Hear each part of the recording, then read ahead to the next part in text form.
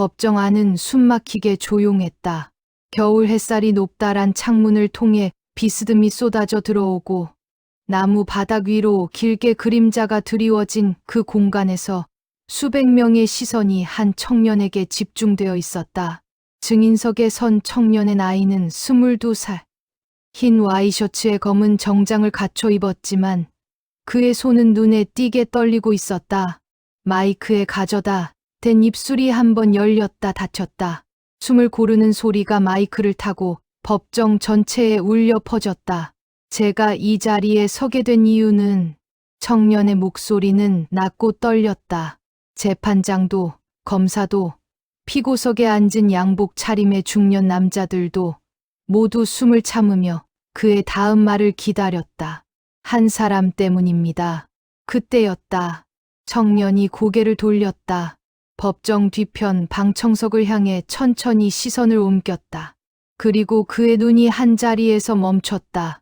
맨 뒷줄 구석. 낡은 검정 코트를 걸친 작고 야윈 노인. 허리가 굽어 있었고 손에는 낡은 손수건을 꼭 쥐고 있었다. 그 노인의 눈이 청년과 마주쳤다. 청년의 눈에 눈물이 고였다. 김순자 할머니. 그 이름 세 글자가 법정 안에 떨어지는 순간 공기가 얼어붙는 것 같았다. 피고석에 앉아있던 한 남자의 얼굴이 창백하게 굳었다. 방청석이 술렁였다. 기자들이 바삐 펜을 움직였다. 재판장조차 안경 너머로 눈을 크게 떴다. 그리고 맨 뒷줄의 그 노인은 입술을 꽉 깨물며 고개를 숙였다. 어깨가 조용히 떨렸다. 이 이야기는 그날로부터 정확히 20년 전 눈보라가 몰아치던 어느 겨울밤으로 거슬러 올라간다. 그날 밤 서울은 기록적인 폭설에 덮였다. 기상청도 예보를 못했다는 그 눈은 저녁 6시가 넘어서부터 쏟아지기 시작해 불과 2시간 만에 도시 전체를 하얗게 뭉개버렸다. 사람들은 서둘러 가게 문을 닫고 집으로 달려갔다. 버스가 끊기고 골목골목이 발목까지 차오르는 눈으로 가득 찼다. 마포구 공덕시장 끄트머리에서 떡과 국수를 파는 노점상 김순자 씨는 그날 유난히 장사가 안 됐다. 에이, 오늘은 이게 다야. 수중에 남은 건 5,000원짜리 지폐 2장과 동전 몇 개. 57년의 삶을 함께 온 두 손으로 노점 천막을 접으며 순자는 긴 한숨을 내쉬었다. 등이 시렸다. 무릎도 시렸다. 하지만 그보다 더 시린 건 집에 돌아가 봐야 아무도 없다는 사실이었다. 남편은 10년 전에 먼저 갔고 아들은 형편이 어렵다는 핑계로 멀리 이사를 간 뒤 연락이 뜸했다. 손녀도 없고 강아지도 없는 그 작은 단칸방. 짐을 끌고 골목을 꺾어 드는 순간이었다. 희미하게 그러나 분명하게 어디선가 소리가 들렸다. 순자는 걸음을 멈췄다. 귀를 기울였다. 바람 소리였다. 아니, 바람 소리 사이로 섞인 그것은 울음소리였다. 아기 울음소리. 이 눈 속에서 순자는 소리 나는 방향으로 천천히 걸음을 옮겼다. 골목 끝, 담벼락 옆에 쌓인 쓰레기 더미. 그 사이에 무언가가 있었다. 낡고 두꺼운 담요. 그 속에서 작은 주먹이 눈에 덮인 채로 허공을 향해 파르르 떨고 있었다. 세상에, 순자는 담요를 들어 올렸다. 갓난아기였다. 태어난 지 며칠도 안 된 것 같은 빨갛고 주름진 얼굴의 아기. 온몸이 얼음처럼 차가웠다. 입술은 새파랗게 질려 있었다. 그런데도 그 작은 눈이 순자를 향해 반쯤 뜨였다가 닫혔다. 마치 도와달라는 듯이. 아이고, 이 녀석아. 순자는 아기를 자신의 두꺼운 코트 안에 넣어 꽉 안았다. 심장 바로 앞에 아기를 붙인 채 뛰기 시작했다. 눈이 쏟아져도 뛰었다. 무릎이 아파도 뛰었다. 집에 도착하자마자 아기를 온돌 바닥에 눕히고 수건으로 온몸을 닦고 뜨뜻하게 데운 보리차를 거즈에 적셔 입술에 댔다. 아기는 조금씩 체온을 되찾았다. 순자는 아기 얼굴을 한참 내려다보다가 중얼거렸다. 어디서 왔니? 너는? 담요를 더 자세히 살펴봤다. 낡아 보이지만 어딘가 낯선 감촉이 있었다. 일반 아기 담요가 아니라 고급 캐시미어 소재였다. 그리고 아기의 목에는 가느다란 금줄이 걸려 있었다. 아주 작은 금색 펜던트가 달린, 거기엔 한자 두 글자가 새겨져 있었는데 순자는 한자를 잘 몰랐기에 그게 무슨 글자인지 알 수 없었다. 그저 누군가 귀하게 여기던 아이라는 느낌만 들었다. 이 귀한 걸 왜 버린 거야? 그날 밤 순자는 경찰에 신고했다. 그러나 사흘이 지나도, 일주일이 지나도, 한 달이 지나도 아이를 찾는 사람은 나타나지 않았다. 보육원에 맡기라는 말도 들었다. 복지사가 찾아와 서류를 들이밀기도 했다. 그러나 순자는 그 사흘 동안 이미 알아버렸다. 아침에 눈을 뜨면 제일 먼저 아기 얼굴이 보고 싶다는 것을, 장사를 나갈 때 이 아이를 두고 가기가 싫다는 것을, 아이가 방긋 웃으면 자신도 모르게 따라 웃게 된다는 것을. 준호야. 순자는 아이에게 이름을 붙였다. 이준호. 만날 준비가 된 아이라는 뜻으로. 세월은 눈보라처럼 빠르게 지나갔다. 준호는 자랐다. 시장 국수집 아줌마들의 사랑을 받으며 좌판 사이사이를 뛰어다니며 순자의 등에 업혀 장사를 따라다니며 자랐다. 돈이 없어 생일 케이크 대신 할머니가 직접 만든 시루떡을 먹었고, 운동화는 항상 발이 커지면 한 치수 크게 사서 안에 신문지를 넣어 신었다. 겨울이면 허름한 전기장판 하나에 둘이 붙어 자고, 여름이면 선풍기 하나를 사이에 두고 마주 보며 잠들었다. 어느 날이었다. 준호가 초등학교 2학년 때 학교에서 돌아온 준호의 눈이 빨개져 있었다. 순자는 아이를 무릎에 앉히고 물었다. 무슨 일 있었어? 준호는 한참 입을 꾹 다물다가 말했다. 친구가 그랬어요. 나는 고아래요. 할머니 자식도 아니래요. 순자의 가슴이 철렁 내려앉았다. 말이 안 나왔다. 준호가 고개를 들어 순자를 바라봤다. 할머니, 나 진짜 고아예요? 순자는 아이를 꽉 안았다. 그리고 아이의 귀에 대고 말했다. 고아가 뭔지 아니? 사랑해주는 사람이 없는 사람이 고아야. 근데 너한테는 내가 있잖아. 그러니까 너는 고아가 아니야. 준호는 잠깐 조용하다가 할머니의 가슴에 얼굴을 파묻으며 말했다. 그럼 나는 고아 아니에요. 그날 밤 순자는 혼자 부엌에 앉아 오래 울었다. 소리를 죽이고 조용히 오래. 동네 사람들의 시선이 늘 좋지 않았다. 시장통의 아주머니들은 선의로 한마디씩 거들었다. 순자 씨, 이제 그 애 보육원 보내지. 본인 노후는 어떡하려고. 그 애 키우다 뼈 빠지겠어. 어차피 남의 자식인데 피 한 방울 안 섞인 애가 나중에 고맙다고나 할 것 같아? 순자는 그럴 때마다 웃으며 대꾸했다. 이 아이는 내가 살아갈 이유예요. 그 말이 허세가 아니었다. 진심이었다. 준호가 없었다면 순자는 그 긴 겨울을 버티지 못했을 것이다. 아이가 학교 성적표를 들고 뛰어들어올 때, 아이가 처음으로 혼자 설거지를 했다며 자랑할 때, 아이가 할머니, 나 커서 돈 많이 벌어서 할머니 편하게 해드릴게요 라고 말할 때, 순자의 심장은 다시 살아나는 것 같았다. 그러나 세상은 그들에게 마냥 따뜻하지 않았다. 준호가 중학교에 올라갈 무렵, 순자의 무릎이 본격적으로 나빠지기 시작했다. 병원에서 퇴행성 관절염이라는 진단을 받았다. 그러나 노점을 쉴 수가 없었다. 준호 학원비를 한 달이라도 밀리면 안 됐다. 순자는 무릎 보호대를 둘러매고 장사를 나갔다. 아프면 파스를 붙이고 더 아프면 그냥 참았다. 준호는 그걸 알고 있었다. 아무것도 못하는 척했지만 알고 있었다. 중학교 2학년 때부터 준호는 밤마다 할머니 무릎에 파스를 붙여줬다. 말없이 조심스럽게. 그리고 그 나이에 벌써 시장에서 심부름을 해주고 몇 푼을 벌어오기 시작했다. 할머니, 오늘 떡 팔고 남은 거 있어요? 있지. 왜? 나 그거 학교 갖다 팔면 안 돼요? 친구들한테. 순자는 웃음이 터졌다. 이 녀석이 장사 기질이 있네. 그 말에 준호도 웃었다.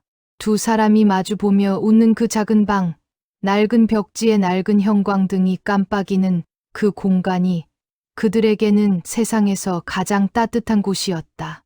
준호가 고등학교에 들어갈 무렵 이상한 일이 생겼다. 아무 연락도 없던 아들 내외가 갑자기 찾아왔다. 오랜만에 얼굴을 본 아들 내외는 들어서자마자 준호를 위아래로 훑어봤다. 어머니, 이 애 언제까지 데리고 있을 거예요? 아들이 대뜸 그렇게 말했다. 순자의 눈썹이 올라갔다. 왜?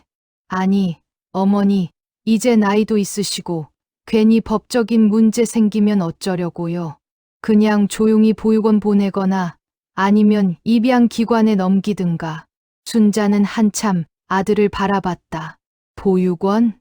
어머니, 현실적으로 생각하세요. 그 애가 크면 재산 문제도 생기고. 됐어. 순자는 짧게 끊었다. 더 들을 필요가 없었다. 나가. 어머니, 나가라고. 아들 내외가 떠난 뒤 순자는 방에 혼자 앉아 있었다. 준호는 학교에 갔고 집은 고요했다. 창밖에 첫눈이 내리고 있었다. 20년 전 그날처럼 순자는 서랍 깊숙이 넣어둔 작은 상자를 꺼냈다. 그 안에는 아기 때 준호의 목에 걸려있던 금 목걸이가 있었다. 오래전부터 마음에 걸렸다. 한자 두 글자, 누군가가 부탁해서 새겨준 것일 텐데 동네 중국집 사장님한테 물어보니 한성한청이라고 읽는다고 했다. 한씨성, 그리고 이룰성. 한씨 집안에서 이루어진 아이. 그 말이 10년이 지나도 마음에 걸렸다. 한씨 집안, 어느 한씨 집안이길래. 그러나 그때는 알 수 없었다. 알 수 없었기에 순자는 다시 그 상자를 서랍 안에 넣었다. 준호는 영리했다. 아니, 영리한 수준을 넘어서 뛰어났다. 고등학교 내내 상위권을 유지했고 대학은 서울의 유명 로스쿨을 목표로 삼았다. 장학금을 따고 아르바이트를 병행하면서도 성적을 놓치지 않았다. 주변에서는 집안도 없고 배경도 없는 아이가 어떻게 그렇게 열심히 하냐고 했다. 준호는 그럴 때마다 쑥스럽게 웃었다. 보여드려야 하는 사람이 있어서요. 그 말을 들을 때마다 순자는 아무것도 아닌 척 고개를 돌렸다. 눈물이 나오면 안 됐으니까.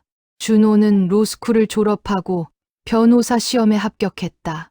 그날 준호는 집으로 달려와 순자 앞에 합격증을 내밀었다. 할머니, 됐어요. 순자는 합격증을 들고 한참 들여다봤다. 이준호 변호사. 그 이름 석자. 이 녀석아. 말이 막혔다. 어깨를 들썩이며 순자가 울기 시작했다. 준호가 그 어깨를 꽉 안았다. 두 사람은 한참을 그렇게 안고 있었다. 그러나 기쁨도 잠깐이었다. 준호가 변호사로 일을 시작한 직후 한 사건이 그를 찾아왔다. 아니, 정확히는 그가 스스로 그 사건을 택했다. 사건의 시작은 작은 제보였다. 한 대기업, 한성그룹, 국내 재계 서열 5위 안에 드는 거대 기업이었다. 준호는 그 기업에 납품하다 억울하게 계약이 해지된 중소기업 사장을 대리하게 됐다. 처음엔 단순한 계약 분쟁 사건이라 생각했다. 그런데 자료를 파면 팔수록 이상한 게 나왔다. 한성그룹의 전 회장이 20여 년 전에 숨겨진 손자를 버렸다는 소문이었다. 재산 다툼, 경영권 분쟁, 당시 후계 구도에서 밀려난 서자 계열에서 태어난 아이가 훗날 상속 분쟁의 걸림돌이 될 수 있다는 계산 아래 누군가가 그 아기를 몰래 처리했다는 것이었다. 버렸다. 한겨울밤 서울 어느 골목에 준호는 그 파일을 읽다가 손이 멈췄다. 한겨울, 서울, 버려진 아기. 심장이 이상하게 뛰었다. 무언가 차갑고 이상한 것이 척추를 타고 올라오는 느낌이었다. 그는 파일을 천천히 내려놓았다. 그리고 집으로 갔다. 할머니, 왜? 무슨 일 있어? 저 태어난 게 언제예요? 순자는 잠깐 눈을 깜빡였다. 22년 전, 음력 10월, 정확히 어느 날이요? 순자는 서랍을 열었다. 작은 상자를 꺼냈다. 아기 때 목에 걸려있던 목걸이와 함께 당시 경찰서에서 받은 서류 복사본이 있었다. 발견 일시. 날짜가 적혀 있었다. 준호의 눈이 그 날짜에서 멈췄다. 그날은 한성그룹 전 회장의 장남 한재명 씨의 혼외자로 기록된 아이가 사라진 날과 정확히 일치했다. 준호는 한참 동안 아무 말도 하지 못했다. 준호야, 왜 그래? 할머니, 그는 목걸이를 집어들었다. 한성한청, 한씨 집안에서 이루어진 아이, 한성그룹. 한씨, 저 알 것 같아요. 진실을 확인하는 데는 2달이 걸렸다. DNA 검사, 출생 기록 대조, 당시 사건에 관여했던 내부 고발자의 증언, 모든 것이 맞아떨어졌다. 이준호는 한성그룹 창업주의 장남 한재명의 혼외 아들이었다. 한재명은 과거 경영권 분쟁에서 형제들에게 밀려 실권을 잃었고 그 과정에서 그의 아들이 걸림돌이 될 것을 우려한 한성그룹 이사진이 몰래 아기를 유기한 것이었다. 한재명 본인은 아들이 살아있다는 사실조차 알지 못했다. 한참을 방에서 혼자 앉아 있었다. 창밖에 비가 내렸다. 그는 화가 났다. 물론이었다. 재산 때문에 자신을 버린 사람들에게 화가 났다. 그러나 그 분노보다 더 크게 다른 감정이 올라왔다. 안도였다. 그 겨울밤 눈보라 속에서 쓰레기 더미 옆에 놓인 자신을 지나치지 않은 사람이 있었다는 것. 그 사람이 자신을 안아서 따뜻하게 데워줬다는 것. 그 사람이 이름을 붙여주고 밥을 먹여주고 무릎이 아프면서도 장사를 나갔다는 것. 준호는 전화기를 들었다. 할머니, 왜 또 이 시간에? 말이 막혔다. 저 사랑해요. 잠시 침묵이 흘렀다. 그리고 순자의 목소리가 들렸다. 이 녀석아, 갑자기 왜 그래? 그냥요. 그냥 말하고 싶었어요. 수화기 너머로 순자가 낮게 웃는 소리가 들렸다. 나도. 재판은 3달 후에 시작됐다. 한성그룹의 불공정 계약 문제를 넘어 22년 전 영화 6.2 사건이 함께 기소됐다. 당시 지시를 내린 것으로 밝혀진 한성그룹의 전 부회장 한기철. 창업주의 차남. 자신의 경영권을 지키기 위해 갓난아기를 눈보라 속에 버린 사람. 재판은 세간의 관심을 끌었다. 대기업 총수 일가의 추악한 민낯이 연일 뉴스를 탔다. 방청석은 늘 가득 찼다. 그날도 방청석에는 수많은 사람들이 앉아 있었다. 기자들, 시민단체 사람들, 구경꾼들, 그리고 맨 뒷줄 구석. 낡은 검정 코트를 입은 작고 야윈 노인. 순자는 준호가 증인석에 서는 날이라는 걸 알고 있었다. 준호가 올 필요 없다고 말렸지만 순자는 왔다. 새벽 5시에 일어나 시장에 나가 반찬거리를 팔고 낮에 달려온 것이었다.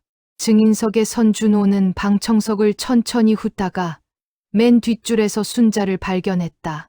그 순간 준비했던 말들이 전부 흩어졌다. 준호는 마이크 앞에서 한번 크게 숨을 들이쉬었다. 그리고 말했다.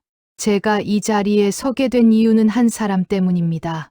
법정이 조용해졌다. 저는 22년 전 눈보라 속에 버려진 아이였습니다. 쓰레기 더미 옆에서 온몸이 얼어가며 누군가를 기다렸을 아이였습니다. 피고석에 한기철이 굳어 있었다. 그 아이를 살린 사람은 검사도 판사도 대기업도 아니었습니다. 시장에서 떡과 국수를 팔던 노점상 할머니 한 분이었습니다. 준호는 방청석을 바라봤다. 김순자 할머니. 이름이 법정에 울렸다. 할머니는 저를 낳지 않으셨습니다. 피 한 방울 섞이지 않으셨습니다. 하지만 무릎이 망가질 때까지 장사를 나가셨고 생일마다 시루떡을 만들어 주셨고 제가 울면 소리를 죽이고 같이 우셨습니다. 준호의 목소리가 흔들렸다. 그러나 그는 멈추지 않았다. 오늘 이 자리에서 저는 한성그룹의 불법을 증언하러 왔습니다. 하지만 그 전에 제가 반드시 말해야 할 것이 있습니다. 그는 시선을 맨 뒷줄에 고정했다. 제 인생에서 가장 위대한 사람은 혈연이 아닙니다. 돈도 권력도 아닙니다. 그 겨울밤 눈 속에서 저를 안아준 사람입니다. 김순자 할머니, 제가 여기까지 올 수 있었던 이유입니다. 법정은 완전히 조용해졌다. 그 정적 속에서 맨 뒷줄 작은 노인의 어깨가 조용히 흔들렸다. 판결은 준호가 원하는 방향으로 났다. 한기철은 영아 유기 혐의와 불공정 거래 혐의로 실형을 선고받았다. 한성그룹은 억울하게 계약을 해지당한 수십 개의 중소기업의 배상을 명받았다. 준호는 재판 이후 언론 인터뷰 자리에서도 한 가지 말을 빠뜨리지 않았다. 저는 이 사건을 이기기 위해 변호사가 된 게 아닙니다. 저는 단 한 사람을 위해 이 자리에 섰습니다. 재판이 끝나고 준호는 법원 건물 앞에서 순자를 기다렸다. 순자는 천천히 계단을 내려왔다. 무릎이 아파서 한 계단씩 짚으며 내려왔다. 준호가 달려가 손을 잡았다. 두 사람은 한참 동안 말이 없었다. 법원 앞마당에 겨울 햇살이 길게 드리워져 있었다. 할머니, 왜? 이제 제가 지켜드릴게요. 순자는 고개를 들어 준호를 봤다. 22살의 청년. 키가 훌쩍 커서 이제는 자신이 목을 한껏 젖혀야 눈이 마주쳤다. 그 눈이 22년 전 새파랗게 질린 채 쓰레기 더미 속에서 자신을 바라보던 그 작은 눈과 겹쳐 보였다. 순자는 입술을 한번 꽉 깨물었다. 그리고 천천히 웃었다. 이 녀석아. 눈물이 흘렀다. 막으려 해도 막을 수가 없었다. 준호가 순자를 안았다. 순자는 그 품에서 오래 울었다. 22년치 고생이, 22년치 외로움이, 22년치 사랑이 한꺼번에 흘러나오는 것 같았다. 지나가던 사람들이 힐끗 바라봤다. 어떤 이는 걸음을 멈추고 서서 그 모습을 지켜봤다. 겨울 햇살 아래 법원 앞에서 안고 우는 할머니와 청년. 그날 이후 준호는 시장 옆 가장 따뜻한 곳에 작은 집을 하나 마련했다. 순자를 그 집으로 모셨다. 매일 아침 미역국을 끓여 드렸고 매주 무릎 물리치료를 함께 다녔다. 시장 사람들이 지나가다 보면 낡은 담요를 무릎에 덮고 앉은 순자 옆에 정장 차림의 청년이 앉아 귤을 까드리고 있는 풍경이 눈에 들어왔다. 사람들은 물었다. 저 젊은 사람이 누구예요? 순자는 빙그레 웃으며 말했다. 내 아들이요. 그 말에 구겨진 데 하나 없었다. 흔들리는 데 하나 없었다. 내 아들, 이준호. 22년 전 겨울, 눈보라 속에서 순자가 찾아낸 이름이었고, 이제는 순자의 남은 삶을 지켜줄 이름이었다. 창밖에 눈이 내리기 시작했다. 그 하얀 눈을 바라보며 순자는 조용히 생각했다. 그날 밤, 그 골목을 조금만 더 빨리 지나쳤다면, 그 울음소리를 못 들은 척 했다면, 그랬다면 자신의 삶은 얼마나 공허했을까. 순자는 눈을 감았다. 심장 속에서 따뜻한 무언가가 천천히 퍼져나가는 것 같았다. 이따가 준호가 퇴근하고 돌아오면 미역국을 끓여야겠다고 순자는 생각했다.